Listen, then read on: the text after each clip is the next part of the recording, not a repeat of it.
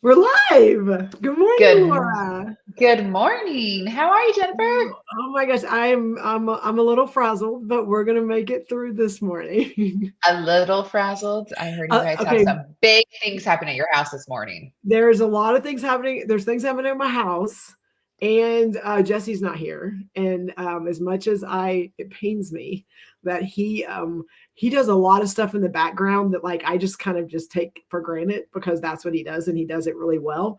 And he's not here this morning, and so I'm having to click some buttons and do some things that I'm not used to doing. So I'm getting out of my comfort zone a little bit, but also we have you joining us because Jesse is out changing minds and doing some stuff in Savannah, and we're going to talk about some fun stuff today. But how are you doing, Laura?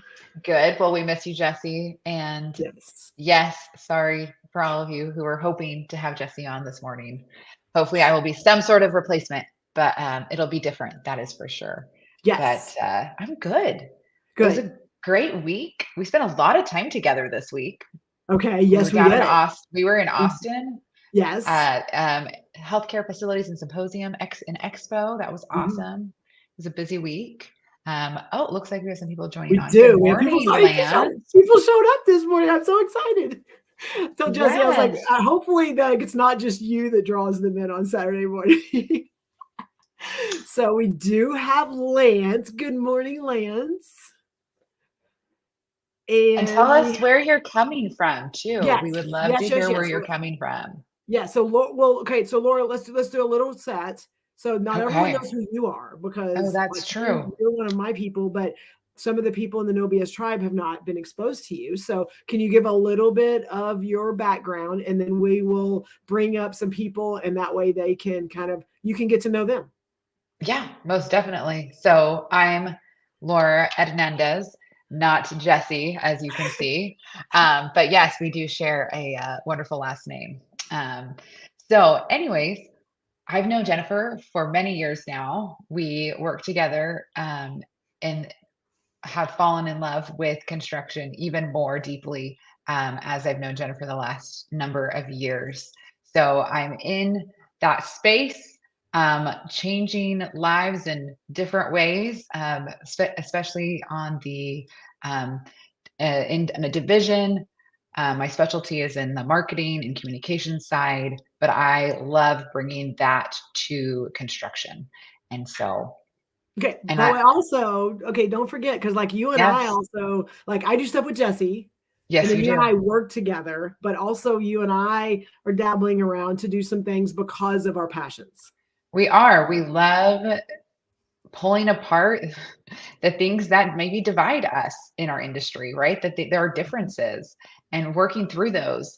And yes, we launched that back in July, was it? Mhm. And August was a hard month. It In was. August, both of us, our industry and on a personal level, we faced a lot of loss. And Yes. so that made our August look very different than we had expected. Mhm. And so as a result, I haven't been on the screen as much. Yes, But but we're here working on that. We're going to we're start working that on that. today. Okay, Yeah. so Lance, thank you. Good morning. Let's see who else we have. We have Clyde, which I love. Clyde does these little daily little videos, and he's got way more reps than I do. I think he is every day posting things, so he is awesome. Let's see who else. Norma, I got to have brunch with Norma a couple weeks ago, and she is amazing. She does the string finders and all the kind of getting into Yes. people's minds and Yes. stuff. And so I got her connected, and so I think she's going to do some stuff with the women's network and all that. So that's going to be fun. Oh, people are here. Lance, you are amazing. Lance says, I love Jesse, but never forget there are two names on the headline that draw us in. So thank you, Lance. And then who is this? Oh, good morning, Rachel. So good to see you here.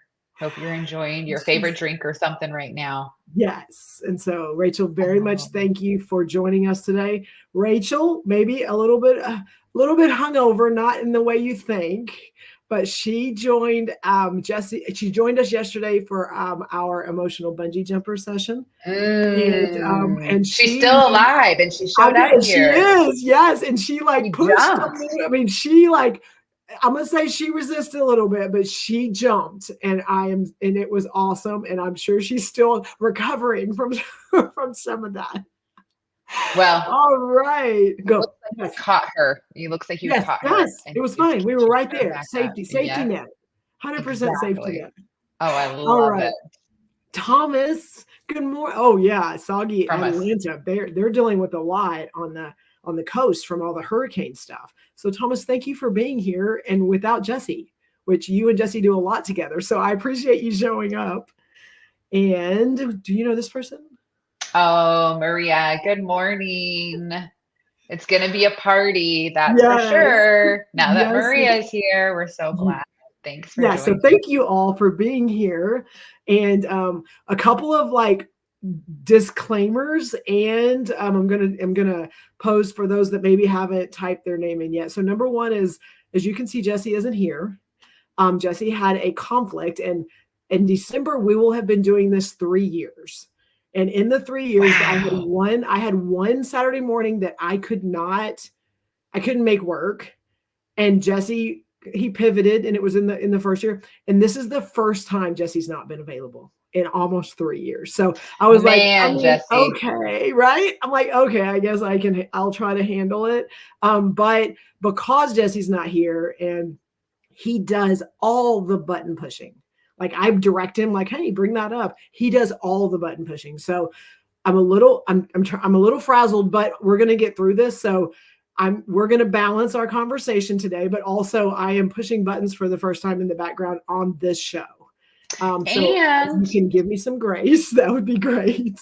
we'll give you all the grace, Jennifer. Thank And you. also, I believe in the background, you might have a gigantic slide that might be appearing in your window. Is that also Oh my correct gosh. that I heard? Yes. So let's just talk through that. So my daughter, one of my daughters turned 16 this year.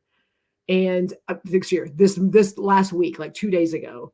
And so we're having her big 16th birthday party today, and the inflatable water slide is being delivered during the show in the backyard. So I'm trying. I mean, there's going to be a lot going on, but we have an amazing tribe, and they are going to help us stay on task, and also have grace that they are not going to judge me too much today. When that thing starts growing in your Yes. I side know, it's like vision there. right here on the side. Mhm. Yes. Okay, so we have Yes. some more people and then we'll get started. How about that? Okay, Yeah. so let's see. So Clyde, my little talk with Jennifer was one of my higher viewed construction talks, unfiltered, that I did as part of Women in Construction series. So thank you, Clyde. Clyde got me on and he just started asking questions and we got to talk, and it was awesome. So thank you very much for giving me the opportunity to talk with you, Clyde. Okay, let's see what else. Oh, Rachel, I need a t-shirt saying I survived being vulnerable. Awesome. Okay, so we have a couple of That is other awesome. people. Leslie, good morning. And Leslie, I may be able to see her in a couple weeks because she's up in New York. I know, Oh. right? Okay, so we have everyone else. Let's see. Okay, so I am going to really quick. I'm going to click a banner. We're going to do kind of a little bit of housekeeping. So those of you that have been here, you know what this is. Those of you that either have been here and just not quite comfortable enough to type your name or type who you are, where you're from, that's okay. And those that maybe for the very first time are showing up and looking, going, what is this stuff what is this? Who is this? What are they talking about?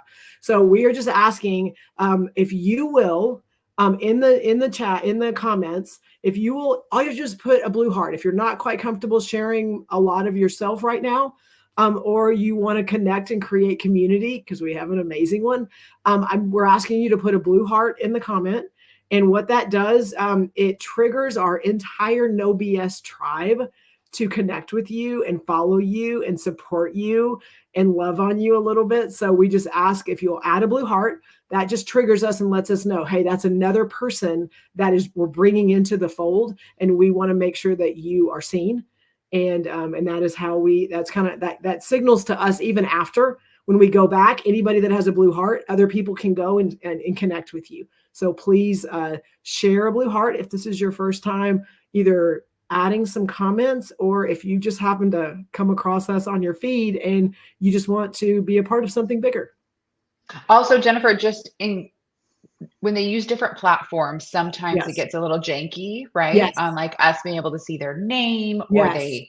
so if we don't call you out because we can't see your name, it's not because we don't want True. to.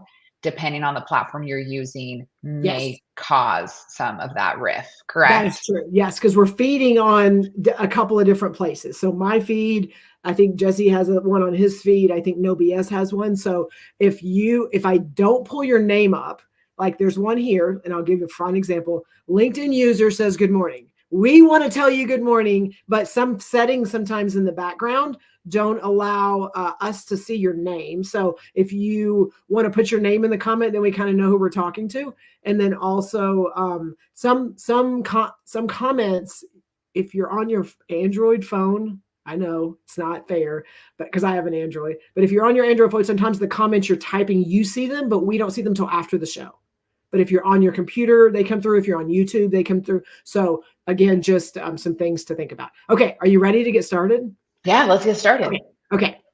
So what we're going to talk about today is this question. And so where it came from, I'll kind of give a little bit of background, is most of our topics of conversation come from our after party.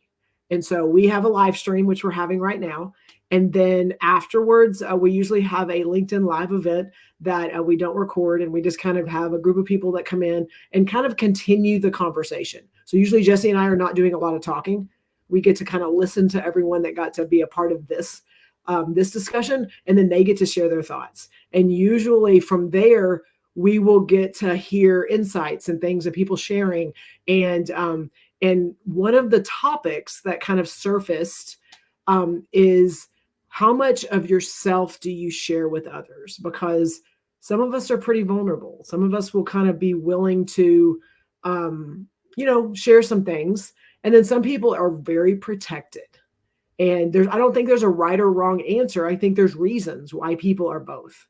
And so I'm going to start with asking you, Laura, how much of yourself do you share with others?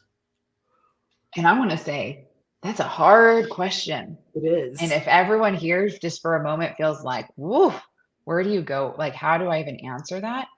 It's yes, like it's a hard feeling.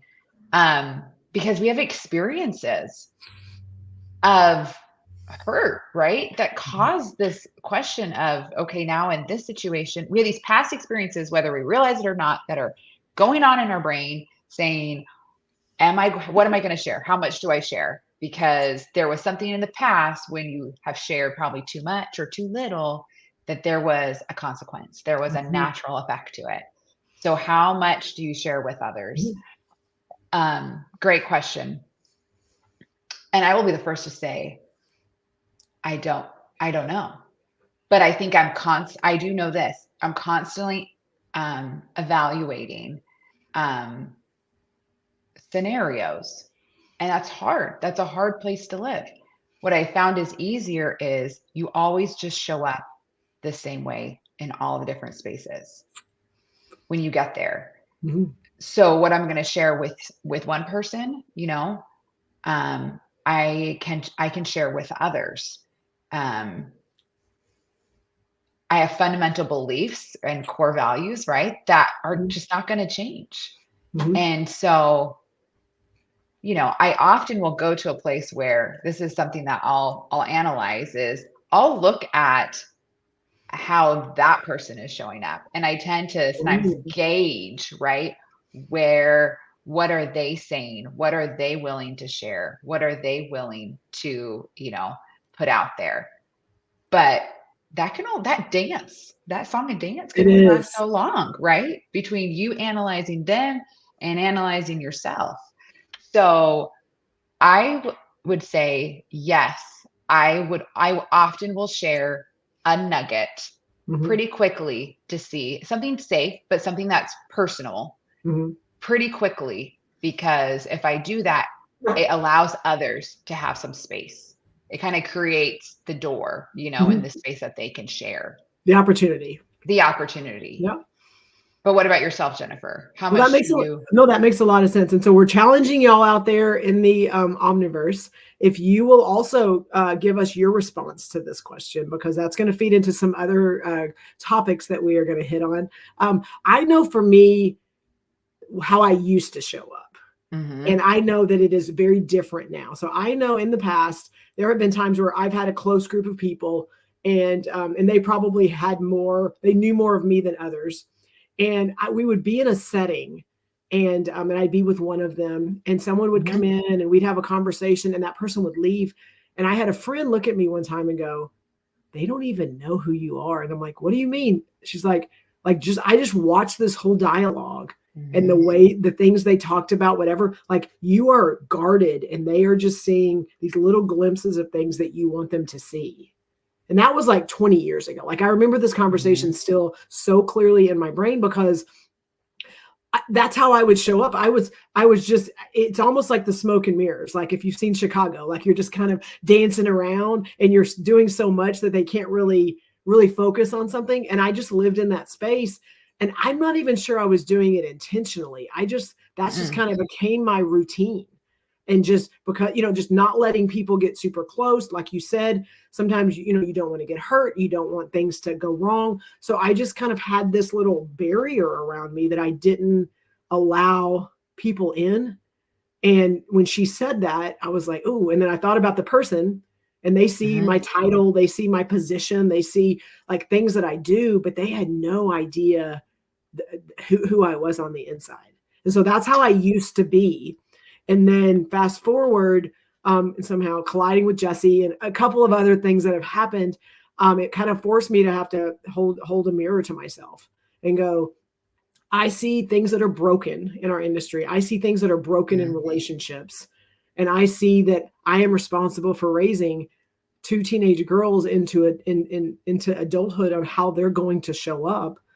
And so am I going to continue to live in a certain way and then wonder why things are not going the direction I want them to? Or am I willing to be that first person To take that step. to take the step? And so Take the step now, yeah. And so to create the space. right. Yes. And so for me to answer this question, I'm going to tell you, I share way more than people are expecting.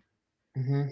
And sometimes I can tell they're just like, oh, okay, like this, I wasn't prepared for this. But I also see more often people will connect and resonate with things that I'm saying, and it gives them permission. It does. You are it gives them permission and it gives them you opened the door. Yes. And this is the other thing, you can open the door, but that doesn't mean that they have to walk into it. They still Right. have all the choice, right, Mhm. to participate, right? Mhm. I wanted to ask you a question though. How exhausting was it when you were talking about the kind of the guarded version of yourself? Yeah, it was exhausting because, and this is what it was something my dad taught me very early on, and it applies to a degree. So my dad taught all of us and said, Jennifer, if you tell the truth, you never Mhm, have to remember what you said.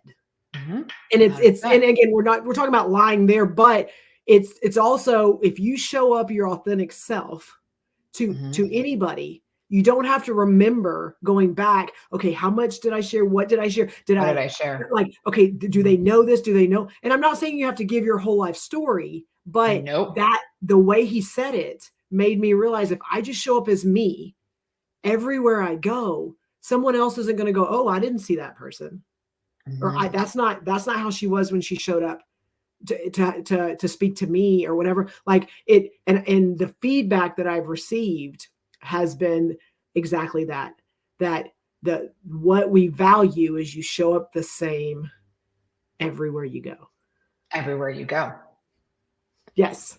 So, it was more exhausting. Oh my gosh, it was because you're literally kind of trying to figure things out while you're having conversations with people. Like, how Well, does your in every place you go, in every scenario. So whether Yes. you are with like in your daughter's school, right, versus a work setting or a community group or, religious group that you're a part of, like you have Yes. these different settings. There's different versions Yes. of you versus this is Jennifer, this is Laura, Yes. right? Yes. And it's not just like a light switch though, Laura, right? Like it's not just yes, I need to do this. Let me turn the light switch on and let me Yeah. just show up this way. Like you kind of have to build that skill, right? You have to build it Mhm. to realize that it's not just that all of a sudden I'm gonna, like you said, like just Mhm. completely, throw up everything that you have in front of somebody and go, okay, you're good now. Right. Like it's Right. it's it's that, right? Yeah. So let's talk about the next question then. Okay. Well, we have So, some answers. So let's bring some answers up to this question first, and then we can transition. Are we good? yeah, you're Okay. good. Okay. So we'll do Clyde. Ooh, I love this. Okay. So Clyde says, I've had issues of sharing too much sometimes, but I've been trying to regulate information. So to speak now, I've seen ones that have taken advantage of that information that I've given. Yeah. Yes. What about that? That was a past experience, right?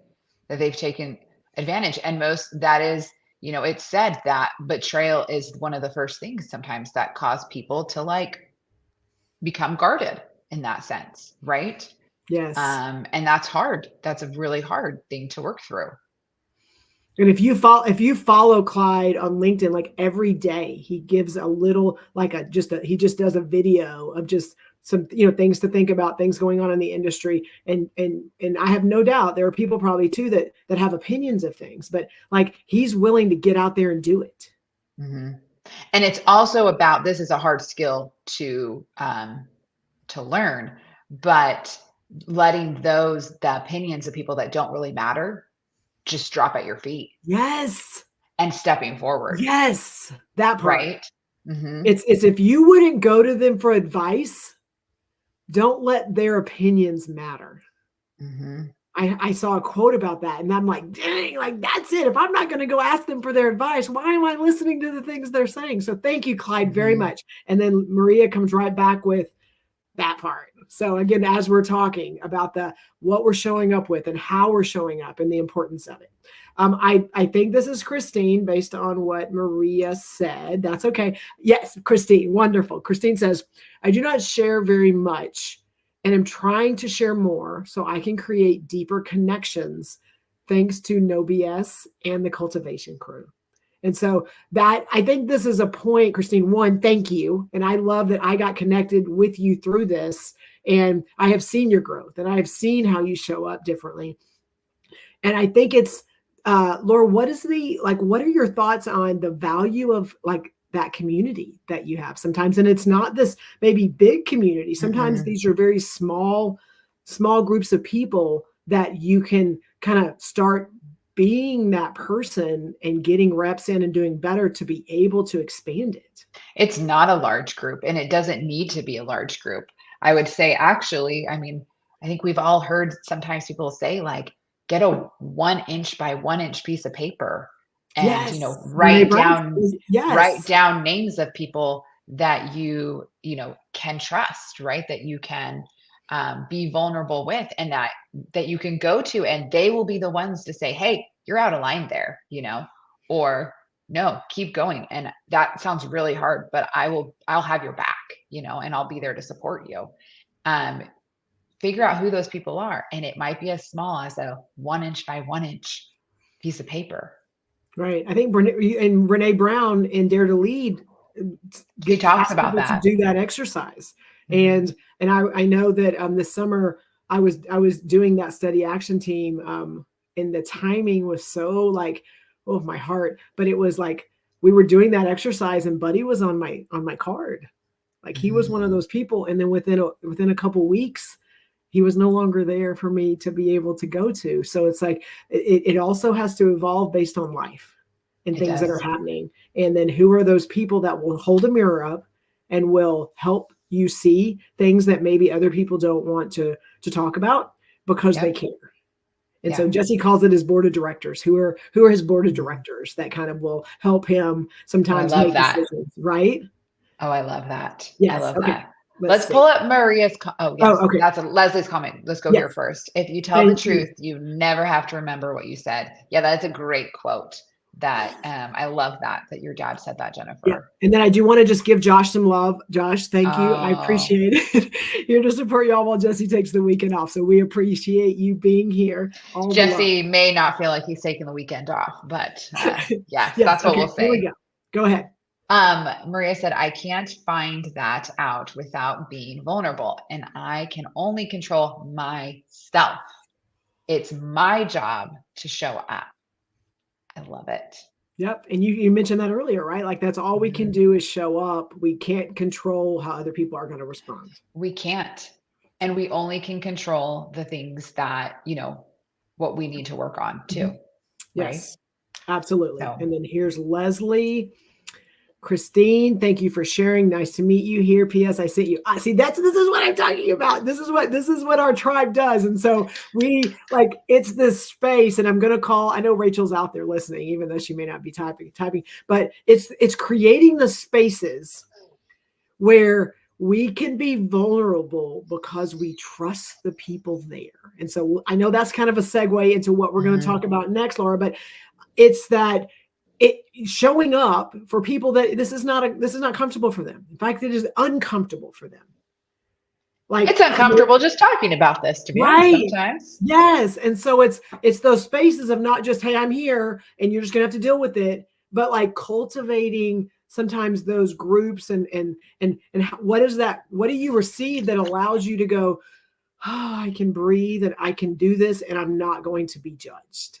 And so, yes. So thank you, Leslie, for reaching out to Christine. She is amazing. So, okay, what is our next question? Let's go with, I think it's this one.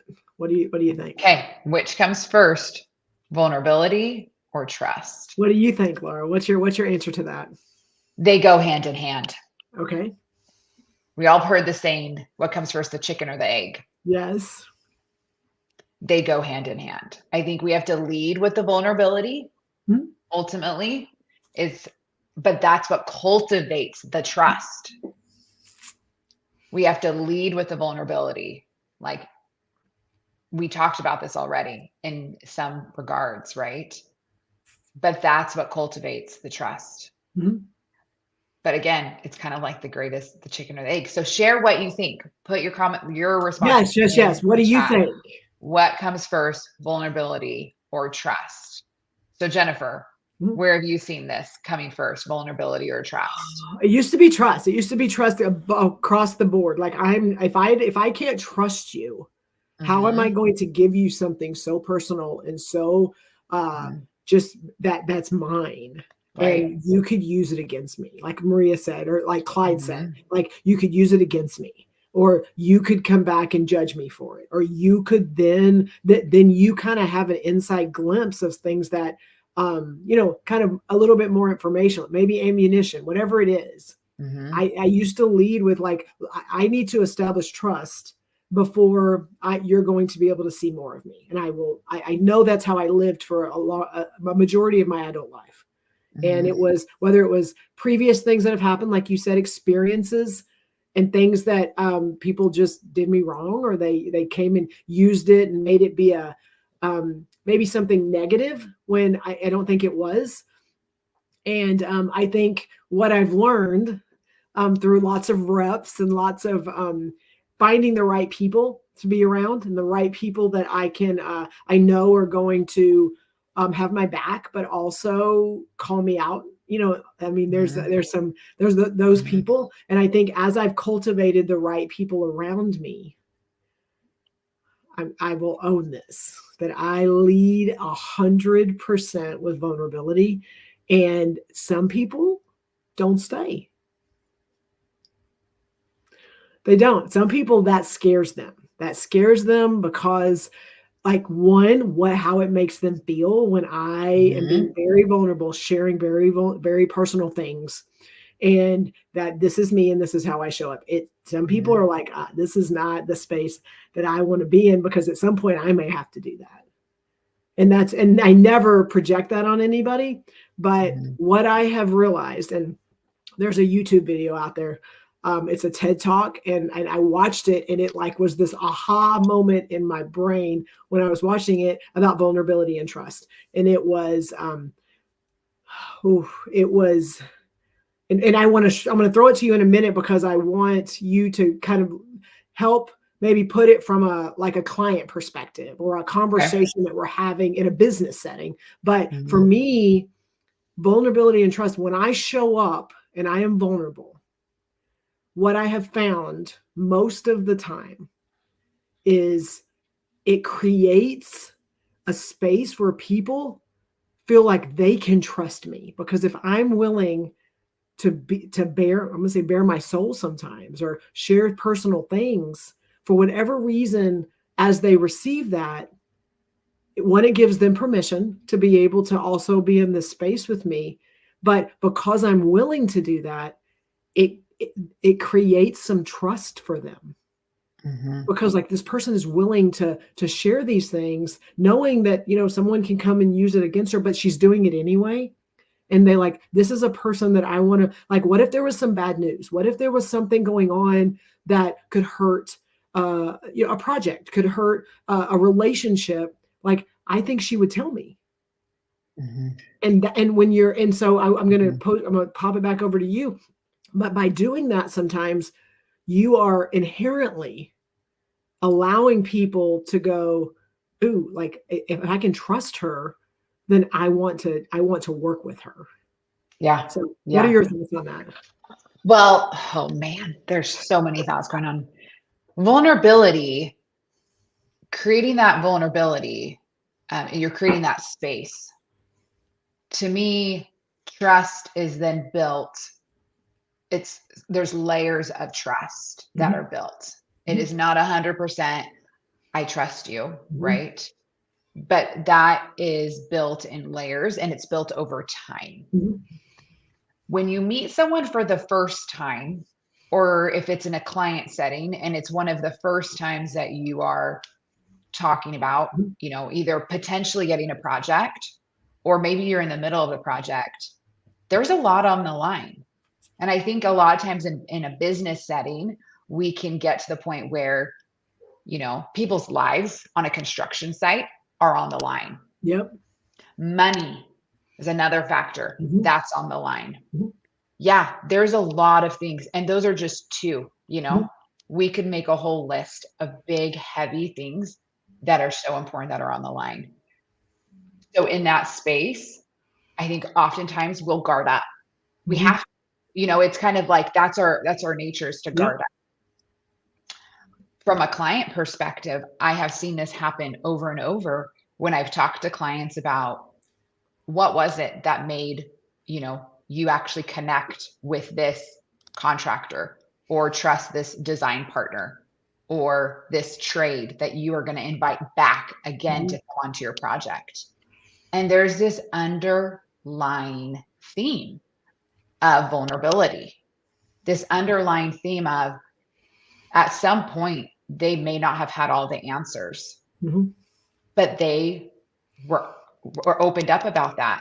They were able to say, we're going to figure this out, right? In an interview process, right? Sometimes as a contractor, you're asked a lot of different questions. And I've heard where one general contractor, the answer from the superintendent was, the question was about quality. And the answer was, quality is most important. I will make sure that, the quality is, top notch. And it was just like, I'm the best. We're the best, and they stayed very surface. And they were slated to be the number one contractor, already decided before they even went into that meeting that they were going to win the project. And the client said the one that was slated as number 3 before the presentation, that superintendent was asked the same questions about quality and their quality process.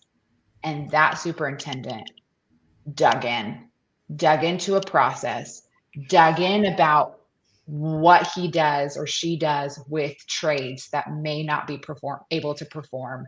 What did those conversations look like?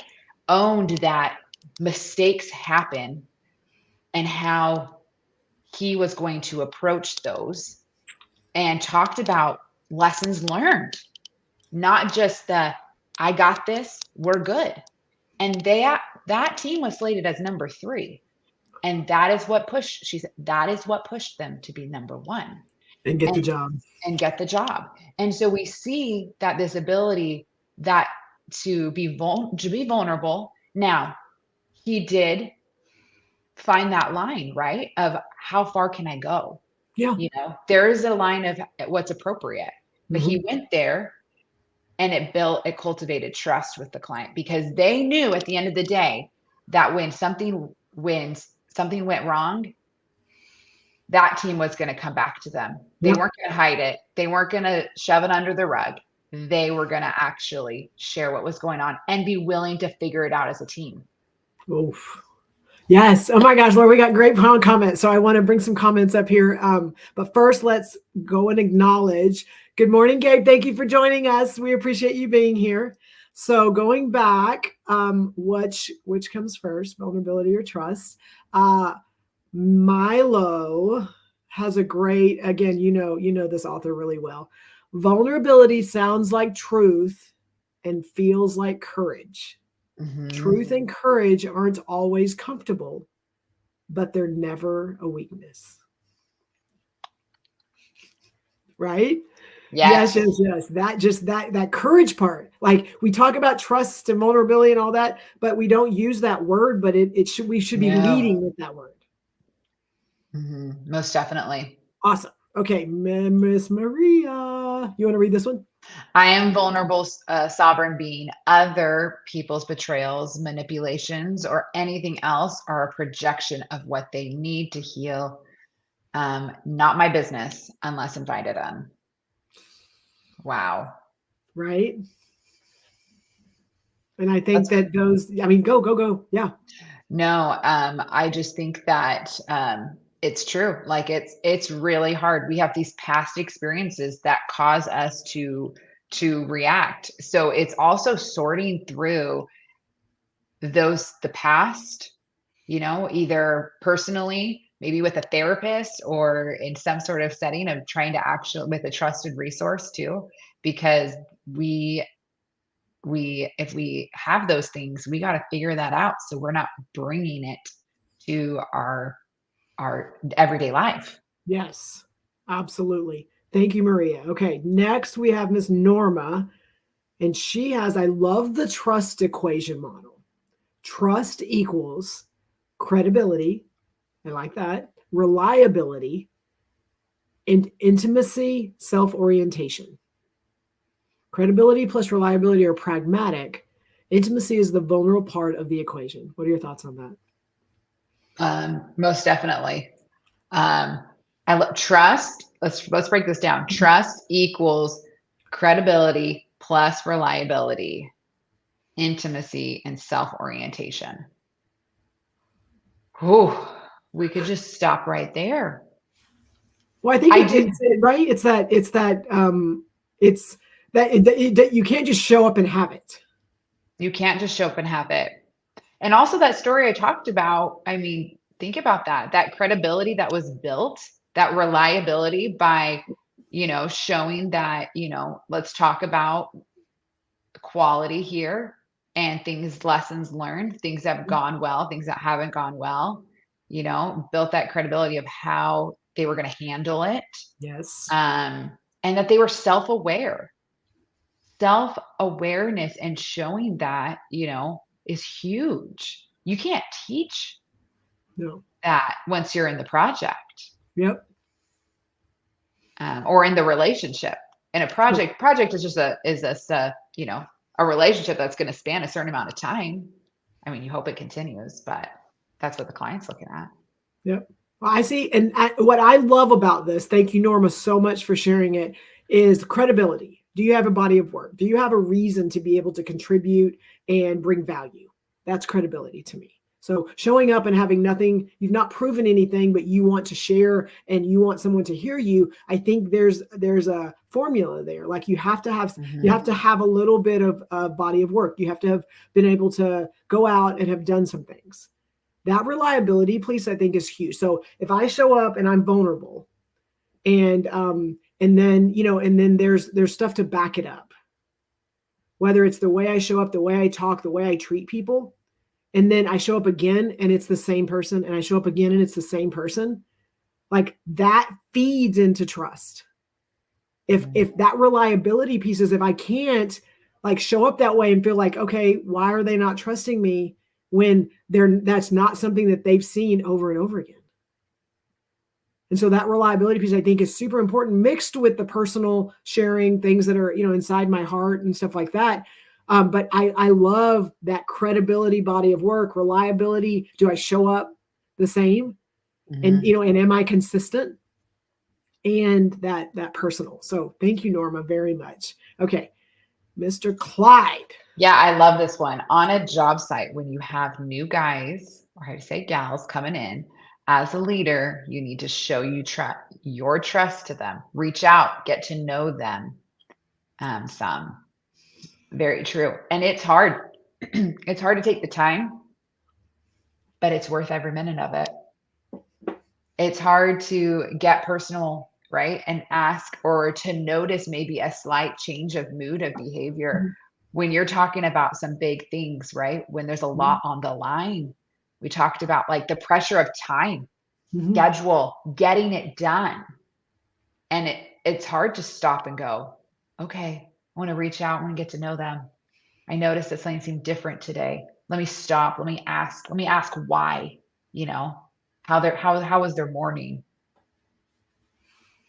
I think that one is, that's a challenge too. We got another challenge we're going to close out with today, but I think it's a challenge. I found myself, again, because I see people, I make eye contact and I try to like connect with people, and it's amazing without us even thinking about it. We'll see somebody, we'll say, hi, how was your morning? And we don't stop. We say good. Like, or we ask them in passing. Yeah. And they're like, great, good. You know what I'm saying? Like, and like I've with caught no myself, intention to actually hear. Or they ask me, I'm walking, hey Jennifer, how are you doing? And I'll like get past them and go, crap, they just asked me a question. Like, stop, turn. Oh my gosh, my morning's going great. How's your morning? Like those points, those little connections, like we don't realize that's the start of building trust and reliability and credibility and all those things, because and again, they're probably used to people passing, making, not really stopping to have the conversation. And it doesn't have to be a big, in-depth, soul-searching conversation. Like whether we ask it and then we kind of like let them answer as we're walking away, or they ask, how's your morning? How you doing? Whatever. And we like, oh, everything's great. And we just keep going. They're throwing something out there. They're giving us a little bit of a lifeline. Are we going to take it? Are we going to go and pull it in? And you get a choice of like, are you just going to say good and keep walking? Or are you going to give them a little nugget? Again, it doesn't have to be like, yes, you get to decide what that is and open up a little bit of space. Yes. Are you going to open up the space, or are we just going to good? Yes. Okay. So I do want to pull up, okay. So Steve, I saw that Maria said good morning to you, but I didn't see you. So I knew you were out there, but Steve is always on, and actually he's hosting our after party today. So he shared that on our No BS page. So he's going to, kind of help facilitate that today, but he tried a walking live stream this morning. Reflection: when your comments can't be seen, you feel lonely. We have heard that. And we are again, because of, I'm sure this morning's even worse because I think it's my feed plus maybe one other feed. And there's probably other comments out there that I'm going to see them all after the show. So if you see somebody else that is sharing things that you don't see them coming up on the stage, if y'all want to copy them in, paste them in, we are happy to pull them up. But again, secondly, because we talk about the lurkers that are out there in the background, Mysteriously thrilling to be a lurker, which he's not usually a lurker. Mm. So, Steve, thank you for being here. And I knew you were there. And so I'm glad you found a way to get your comments in the in the feed this morning. Okay. And then Leslie again starts connecting. Oh, not is that one. Here we go. Yep. Good morning. And then another one. Good morning. Leslie's making sure everyone knows that they are seen and heard this morning. Thank you, Leslie. Yeah. Well, Jennifer, let's get Okay. into to a little bit about, we've talked about what comes first, vulnerability or trust. Okay. But Okay. let's lean towards that trust a little bit. Okay. What makes you trust someone? Ooh. So that's our next question.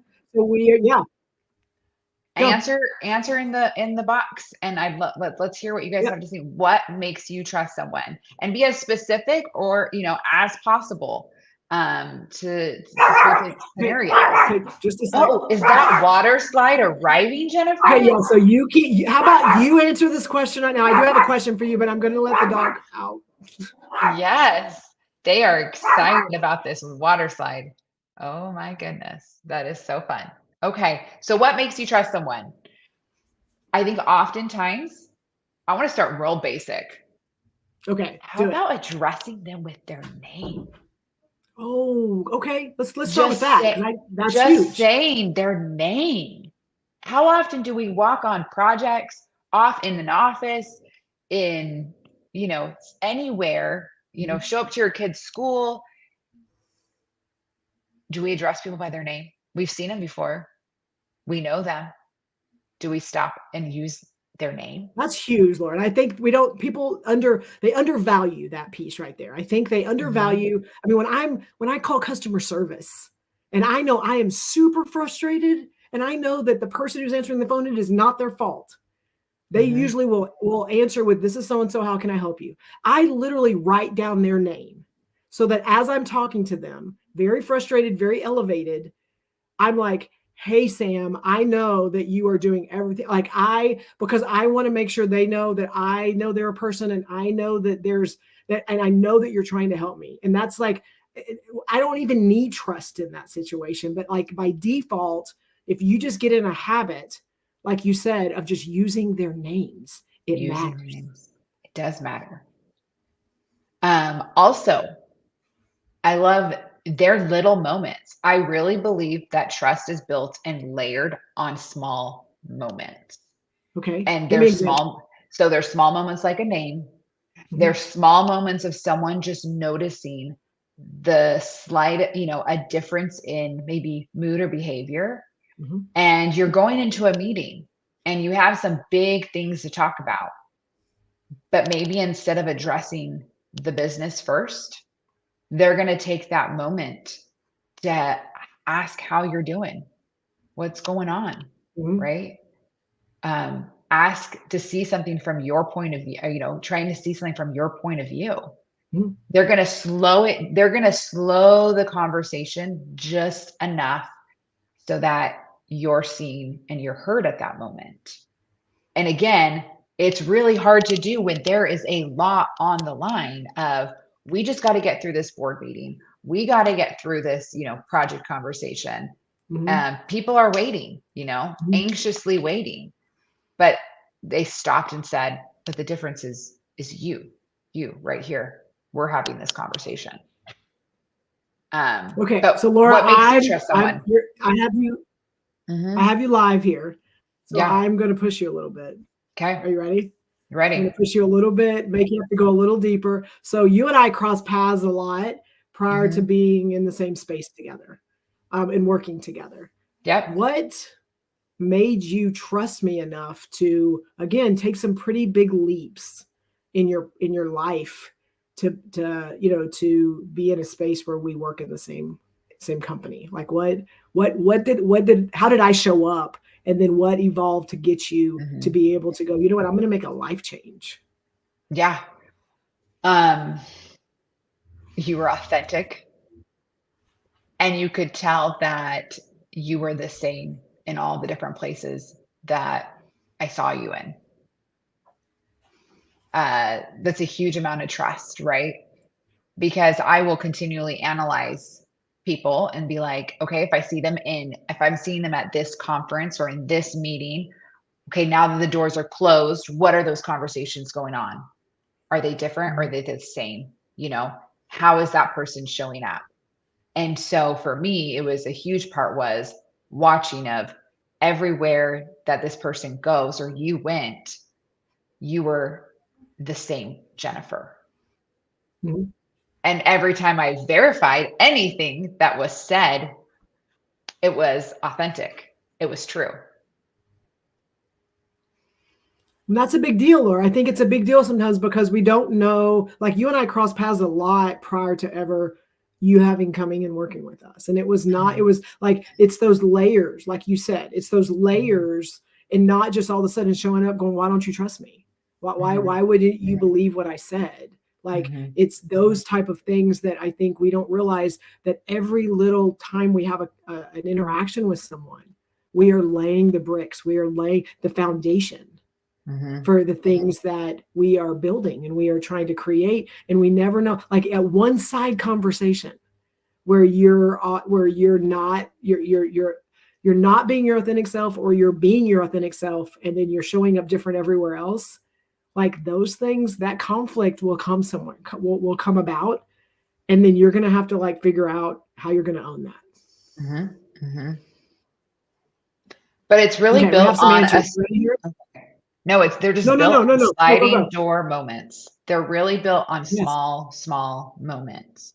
Remembering little details about people too, right? Remembering their kid's name, right? Remembering that there is a birthday party and right now you're experiencing lots of different things around you, right? Yes. But that happens in the workplace. Okay, let's bring up some comments. Okay, let's bring some. So I'm going to bring Gabe's up first. It says, I tried a walking live stream this morning, but tripped and fell down. I am more of stationary live video person. Balance is not my forte. Thank you, Gabe. We appreciate it. Steve, hopefully that makes you feel a little bit better. Okay, let's see. Leslie is reinforcing what you said. Yeah, saying their name and checking about how to pronounce it, right? Yeah. And you know what? I am so bad at pronunciation. Okay, sorry. We had a blip. We had a blip. Oh, we did have a blip. Yes. No, pronunciation is huge. And I'm the first to say that's really difficult. Well, I do a lot of like on-screen recognition, even within our own company. I do a lot of like, there's people that I recognize on screen. And one of the things that I try to do every time is there's names that are very easy. And then there are also names that they could be said a different way. Someone not saying your name right is a big deal. And even if you're trying, like, it's not that hard to just reach out and go, hey, tell me how to say your name. What's the best way to do that? And I love that, Leslie. That's like another layer of not just saying their name, but saying it right. Yeah. But it's also really hard. Okay. If you're next is. Okay.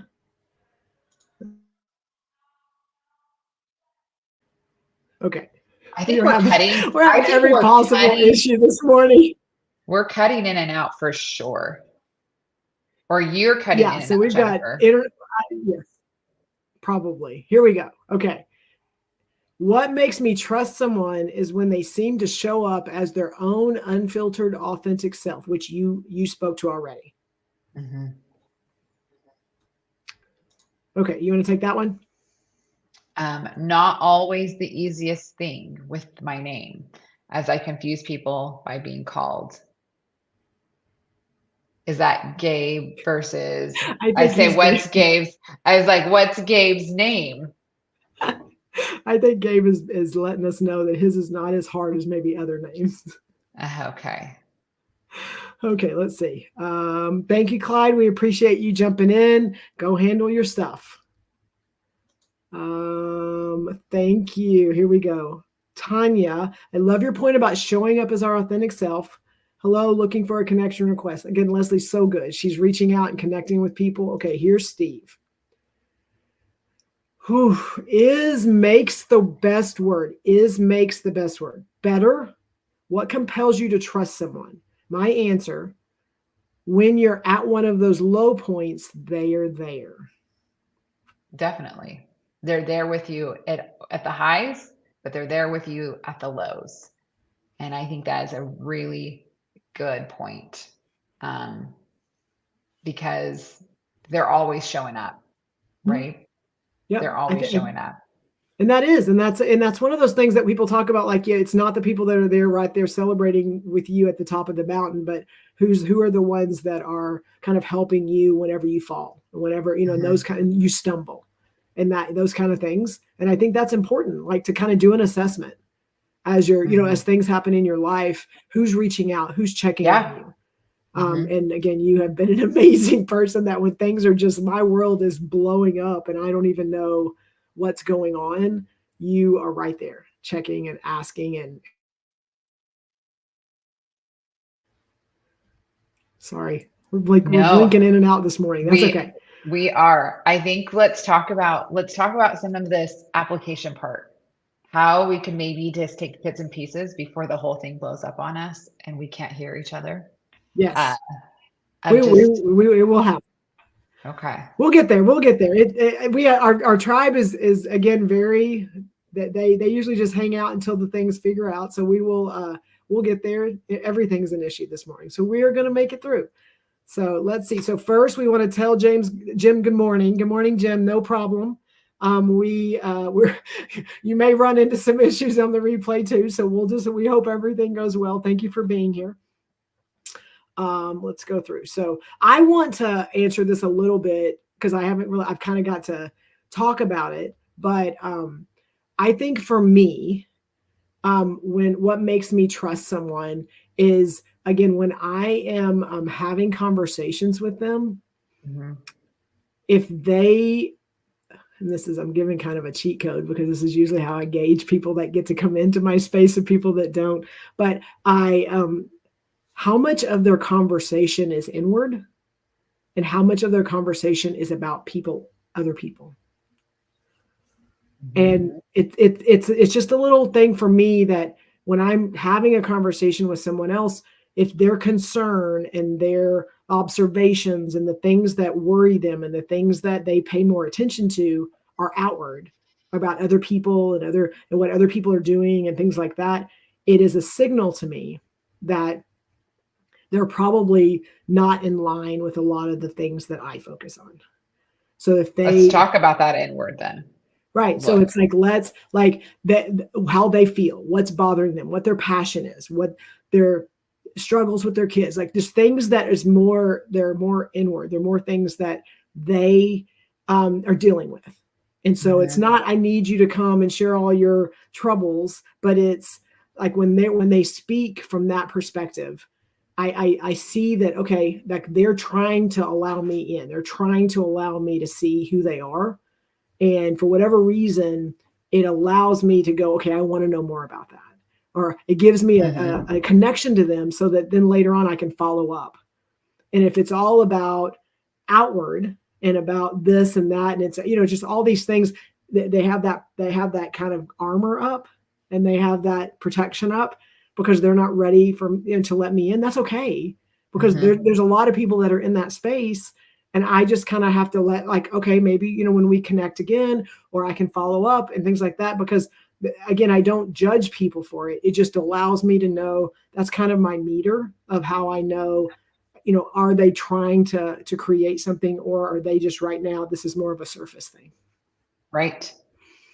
And it sounds like you give them opportunities where someone might show up that way one time, but sounds like you're willing to re-engage. And if they show up another time and that sounds or feels differently, that you'll receive them differently in that sense too. Yeah. Because I know, I know that somebody seeing me for the first time, an example is, and I was going to use this earlier, but I think it fits here too, is that trust and vulnerability pieces. I facilitate a lot of things. Like that's part of my role, is facilitating a room of people in conversations, and whether it's getting aligned, kick off on a project, things like that, or just a training class. Like I am kind of the conductor trying to facilitate. And I always kick off whatever meeting. It's a room of people I know. It's a room of people that I know. I know nobody. It's a room of people that have people from all levels, client, designer, engineer, like trade partners. Like, it doesn't matter what the room is. I always start with the icebreaker, what that looks like. And some icebreakers, I'm going to tell y'all. Exactly. They're just like, like, what's your favorite food, or what's your favorite color? I mean, and that's fine, because sometimes we have to start small. But the best one I had, and the responses, like, I didn't know, it was the first time I ever used it. And I'm like, this could go, they're going to be like, this lady's kooky. We're not going to, like, what is going on? It was a room with, people from government all the way to federal. Like, it was just a room full of people that had never, and I'm going to say it was maybe 30 people, never really been in a room together to kick off a project. And so they were kind of like, had the little groups over here and groups over here, and the people that were really making decisions, and then the people that, and so I kicked off with an icebreaker. And I said, okay, we're going to go around and we're going to share with this group what makes you human. And I'm telling you, like, I was like, I wanted to see what was going to happen. And we started out, because we were going around the whole room. And it was like, I have 2 dogs and I live in Montana, just like, it was very surface. And we kind of were going around, and there was a guy in the back, and he said, I'm so-and-so, I work for so-and-so. And he says, I have a daughter with dyslexia. And at night, I help her with her homework. And because I had to be here for this meeting, I wasn't able to be there with her last night. And so it really bothered me. So where I'm at right now is like, I'm excited to be here, but I'm also excited if we can wrap up early so that I can get home tonight. And like, it changed the room. It changed every answer after that.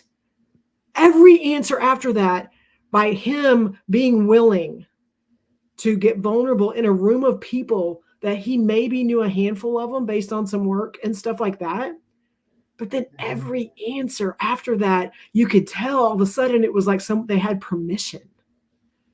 And I didn't like peg him up early on and said, hey, I'm going to need you. Like, he showed up that way and was willing to get vulnerable without the trust, knew it was a semi-safe space, and it could have easily backfired.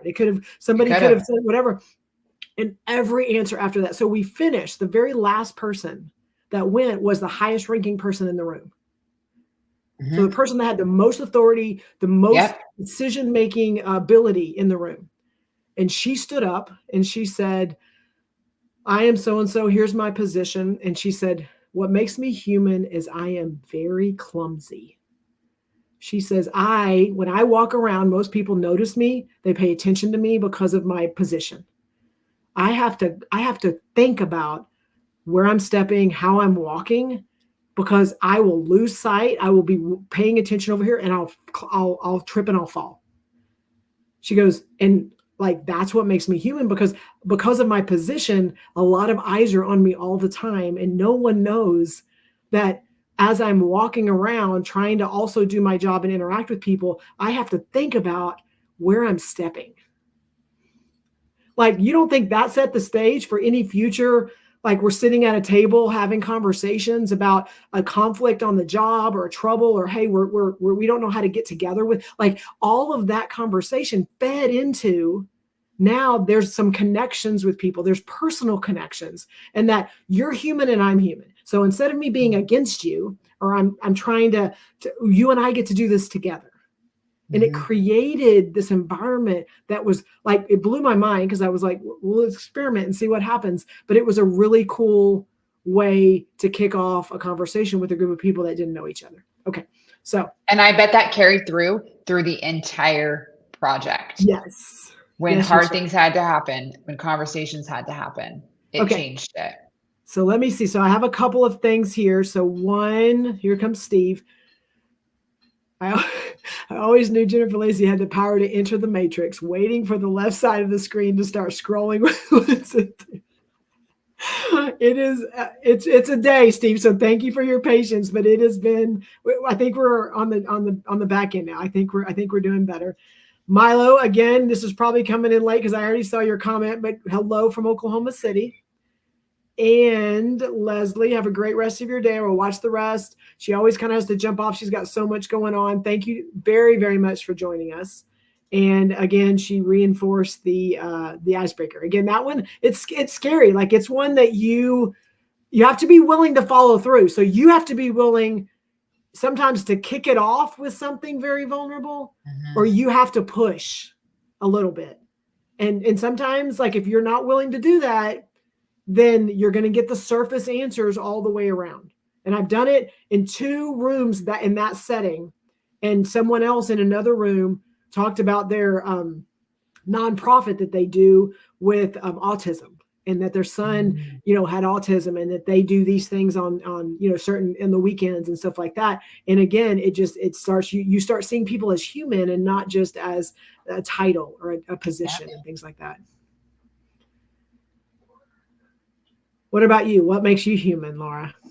Oh, what makes me human?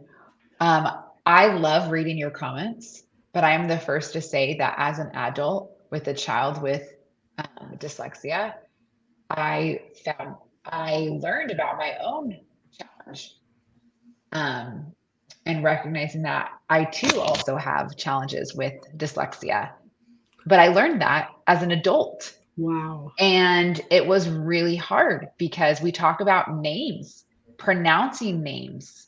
It's one thing for somebody to be like, yes, I'm going to take the time to learn your name. The number of times I have to practice saying someone's name correctly and it to just be fluid and natural is a ridiculous amount.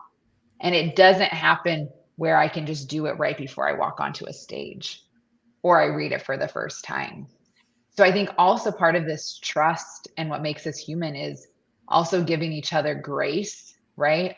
Of why they may or may not be doing something too, but making every intention to do it, because it was a big opening, an eye-opening experience to realize, as I had to study and teach a child to read during COVID and was going through all of these struggles, it was years of figuring out that problem for that, or that challenge for that child.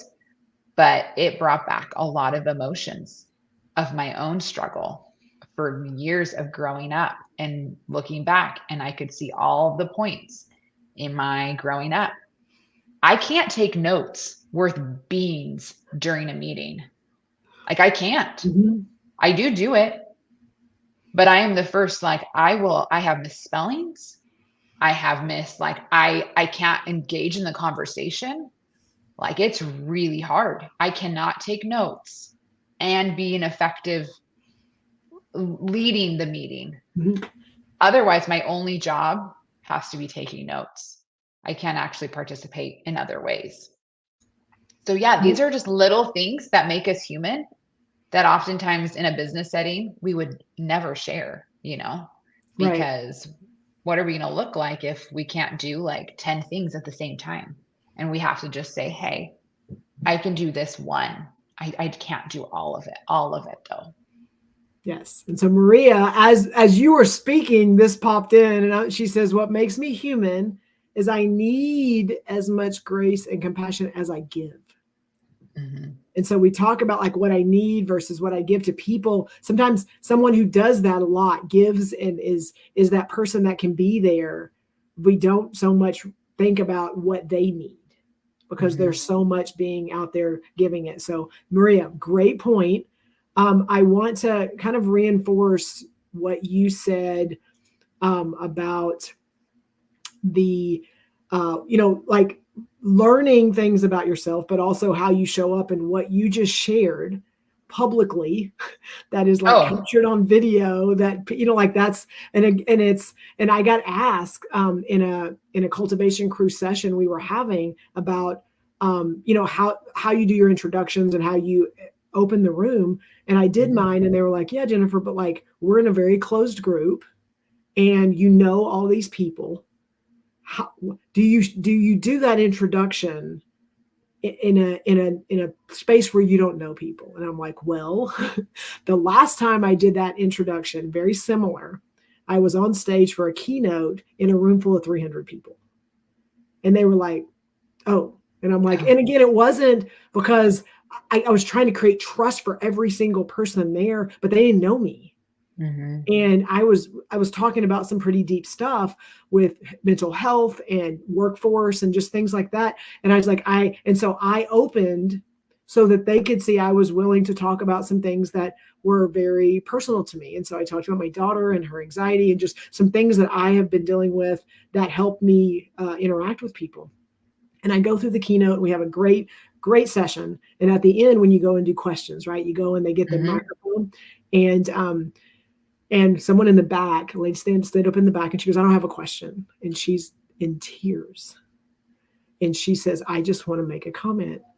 I just want to thank you for how you opened, because I have a son with anxiety. And I know that there's things that I have to make decisions on when it comes to travel, when it comes to things that have to do with him. And I'm, he's younger, but he's still, and you saying that, like, gave me permission to be able to, like, know that there's other people out there and I can talk about it. Mm-hmm. And so one person in the room, if she got something because I shared something vulnerable, not so that I needed to create connection with everyone there, but it, like, sometimes we don't realize who's listening and what they're looking for and what they need. We have no idea. And so that to me was a moment where I realized, like, I was doing it, but now it's like it just reinforced the value of it. Mm-hmm. Okay, so we are coming up. Laura, somehow we survived this. I don't even know how, but we did. So we're coming up to, we have about 4 minutes. It was the wild slide that is being blown up. You don't even know. Like, this wild tropical. They didn't know that what is actually going on, and has created quite the ride for all of us. Yes. With the technology and the slides and dogs, but we've made it. Yes, we have. And it has been, again, this is it's like taller than my house. Okay, so a couple of things, and then we have a challenge, but I want to wrap up with that one in a minute. But it is, let me hide this one. Okay, so we are going to have an after party because Steve Martin he has volunteered to host it. So I want to make sure that everyone knows I am doing birthday party stuff. Jesse's off gallivanting around Savannah. I'm trying not to get blown away by the hurricane, but Steve Martin has volunteered to host the after party, which is usually a continuation of this conversation. And so if you'll go to the No BS with Jen and Jess page, it is on there. I believe I've reshared it also on my page. And so you can go in there, click the button, and he is going to host that. And so thank you, Steve, for doing that. And then, Laura, you wanted to leave the group with a challenge. So we have about 3 more minutes. So I'm going to let you talk through the challenge, and then you and I can do closing thoughts. Yeah. Let's talk about what we can do taking this back to work, right? In a business setting. I would challenge the group to just share one small or personal challenge, something, again, if it says small for a reason, with a colleague, one-on-one, maybe not in a group setting, but identify someone who one-on-one you want to create that trust, that connection with, and find an opportunity to be vulnerable.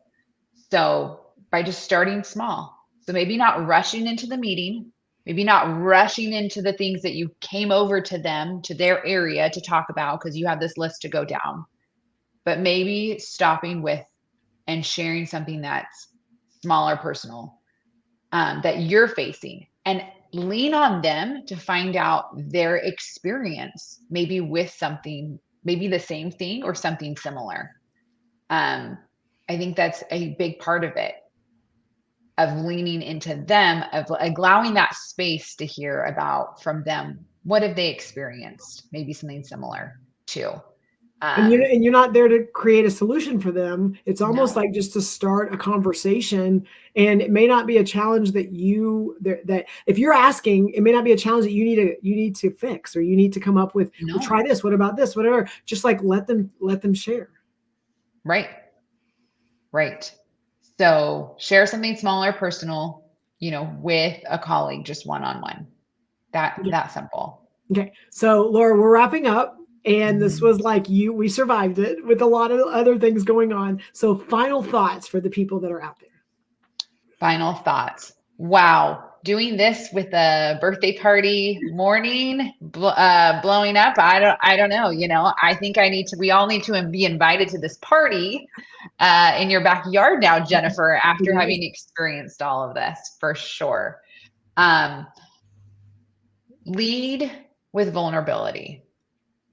Just create a little bit of space. It can be so small of a share, something personal, something that you're facing. But if you open the door just a little bit, I believe and I know that you can layer in the trust. You can start to build trust. We are all wired for connection. That's what we want. And the only way that I believe connection can be created, that connection that we as humans are wired for, is by creating that space where we can be vulnerable. That's the foundation part of creating that connection. And it's so worth it. It is so worth the uncomfortable to do it. Yes. Oh, awesome. Okay. So mine's very similar, but it's the more I lead with vulnerability, and there's been very few times that at the end it didn't benefit me. So again, to be able to create connection and have somebody that they can trust, you can trust, and you are building something bigger, like that vulnerability piece of being willing to do it. Sometimes you have to be the first one. And because other people are scared or other people they're not comfortable. And I'm just going to say that do it and just kind of track as you're doing it and sharing those things with people. What are you getting back? And so that is the one. So I'm going to try to do this really fast because I want y'all to look at this. So this is the backyard. Y'all see that that big old water slide. Yes. Like in the backyard, right? Like it's crazy. Anyway, sorry. So that is it. We're wrapping up, and Laura, thank you so much for being here with me today. You are welcome. We stormed through it. And thank you, everyone who stuck with us also. Yes. And so Steve Martin is doing the after party at 9:20. So about 3 minutes from now. And I hope you all have an amazing weekend, because I will have a weekend for sure. And we will talk to y'all later. Bye.